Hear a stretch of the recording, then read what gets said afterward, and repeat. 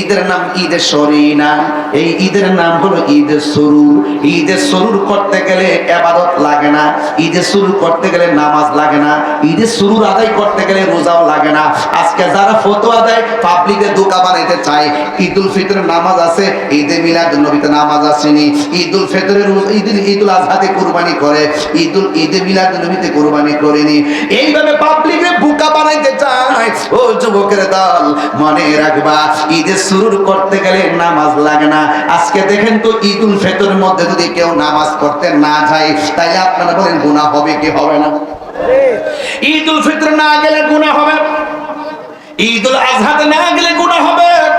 দুইটা ঈদ আদায় করা হলো ফরজ, কথা কোন ঠিক কিনা? কেউ যদি ওই ঈদগার ময়দানে না যাইয়া ঘরের মধ্যে ঘুমায় থাকে, তার আমলনামা গুনাহ লেখা হয়ে যাবে। আর ঈদে সুরুর, ঈদে মিলাদুন নবী এমন একটা ঈদ, যে ঈদে মিলাদুন নবীতে আপনি যত চাইবেন তত সওয়াব পাবেন। মহব্বত নিয়ে ঘরে বসে থাকলেও আপনি সওয়াব পাবেন, কথা বলেন ঠিক কিনা? ঈদে সুরুরও বোঝে না, ঈদে শাড়িও বোঝে না, একটার মধ্যে আরেকটা লাগাই দেয়। কি দরকার ছিল বলেন? এই সমস্ত বিষয় নিয়ে বিতর্কের কি প্রয়োজন ছিল, কথা কোন ঠিক কিনা?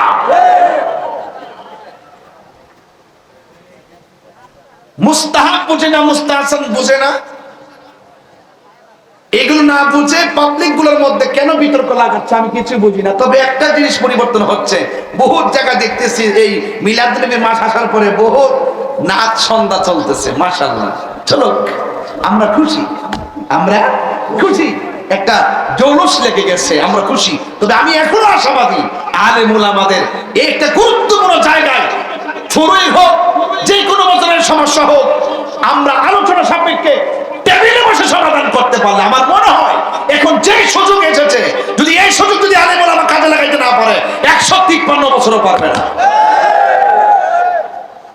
জুলুসের মধ্যে আক্রমণকে রক্তাক্ত করে আপনি বিভাজন সৃষ্টি করেছেন, এগুলো করবেন না, এগুলো ভালো লক্ষণ নয়। মনে রাখবেন, খুব সতর্ক থাকবেন। আমি কোথায় কথা বলতেছি আপনি নিশ্চয়ই বুঝতেছেন।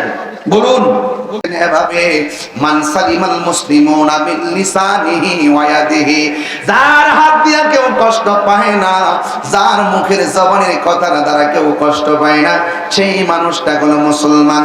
আল্লাহ বলেন, ইয়া আইয়ুহাল্লাযিনা আমানু দুখুলু ফিস সিলমি কাফা, ইসলাম ধর্মে প্রবেশ করবা, পরিপূর্ণভাবে ইসলাম ধর্মে প্রবেশ করো।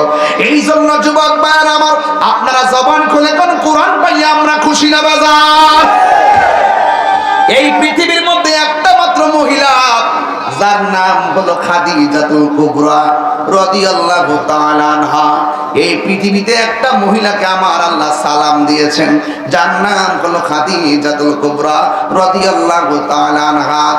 আম্মা জান খাদিজাতুল কুবরা রাদিয়াল্লাহু তাআলা আনহা বলতেছেন, যখন আমার নবীর উপরে কোরআনটা নাজিল হলো, আমি দেখলাম নবীর কপাল মোবারকটা, ঘাম মোবারক, পসিনা মোবারক চিকচিক করতেছে। সুবহানাল্লাহ বলেন না?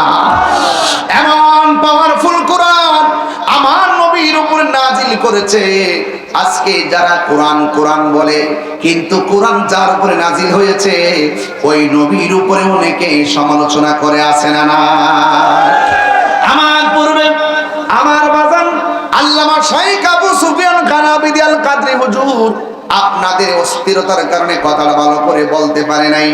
তিনি বলেছিলেন, আমার নবী 40 বছরে নবুয়তি পাইয়া নবী হয় নাই। আমার নবী দুনিয়াতে এসেছেন নবী হইয়া, দুনিয়াতে এসেছেন নবী হইয়া, দুনিয়াতে আসার আগেও আমার নবী, আদম হওয়ার আগেও আমার নবী। জোরে জোরে কোন ঠিক কিনা? আরে আওয়াজ করে কোন না ঠিক কিনা বলে? এই জন্য কোরআন পাইয়া আমরা খুশি। আমার নবী, আপনার নবী রাহমাতুল লিল আলামিন, দরা দামের মধ্যে তাশরীফে আল্লাহ বলছেন, ওয়া বিরহমাতিহি ফাবিযালিকা ফালিয়াফরাহু, তোমরা আমি আল্লাহর পক্ষ থেকে যদি কোনো রহমত পাও তাইলে আনন্দ করো।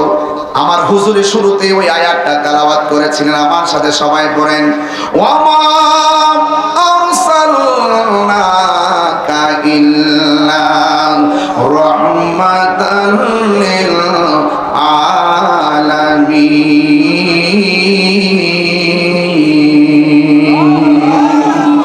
আমার নবী, আপনার নবী গোটা জাহানের জন্য রহমত।